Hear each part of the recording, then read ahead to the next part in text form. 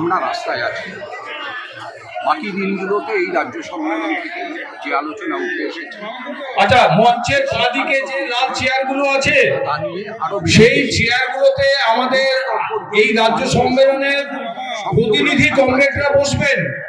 যে সমস্ত কমরেডরা ওখানে বসে আছেন তাদের আমরা অনুরোধ করছি যে আপনারা দয়া করে ওই জায়গাগুলো ফাঁকা করে দিন।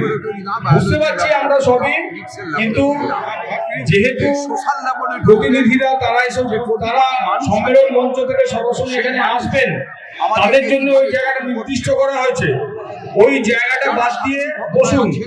আর মাঠের মধ্যে যে সমস্ত কংগ্রেসরা ভলেন্টিয়ারের দায়িত্ব পালন করছেন তাদের অনুরোধ করছি যে বাঁদিকে যে লাল চেয়ারগুলো আছে সেই চেয়ারগুলোকে একটু খালি করে দিন। সেই চেয়ারগুলোকে খালি করে দিন।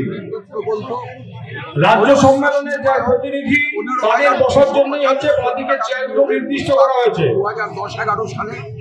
আর সেই জায়গায় দাঁড়িয়ে আজকে বিনিয়োগে আমাদের রাজ্য যেখানে 18 নম্বর জায়গায় নেমে গেছে, যেখানে শিল্পে আমাদের রাজ্য 16 নম্বর জায়গায় নেমে গেছে শিল্প উৎপাদনে, এই সব কিছুকে ভেবে নিয়ে আইন শৃঙ্খলার যে অরাজকতা চলছে, যে নৈরাজ্য রাজ্য, আর আমাদের সাংবাদিক বন্ধুরা যে মঞ্চের উপর দাঁড়িয়ে আছে তার পেছনে যে চেয়ারগুলো আছে সেই চেয়ারগুলোকে আপনারা ওই যে জেনারেটর ভ্যান আছে ওইখানে যে ফাঁকা জায়গাটা আছে